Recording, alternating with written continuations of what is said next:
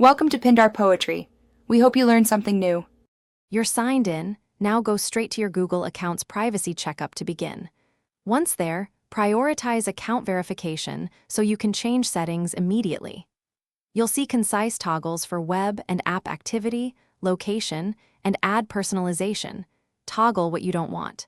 Make sure to use a secure Wi-Fi connection and your current password if Google asks. This step reduces unwanted data collection right away and sets the stage for deeper controls you'll adjust next. Now focus on the middle controls that matter: activity and app access.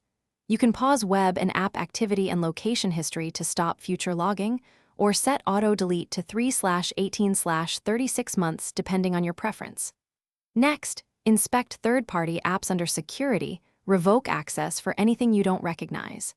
Then open ad settings to limit personalization.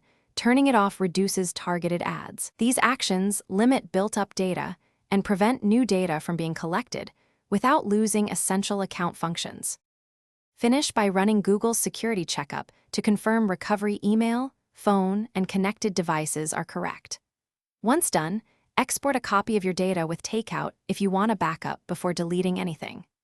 Review activity controls one last time and sign out from unused devices. If changes don't apply immediately, clear your browser cache, disable extensions, or retry in an incognito window to rule out local interference. That troubleshooting step solves most sync or display issues quickly. Thanks for watching. Consider subscribing if we helped you.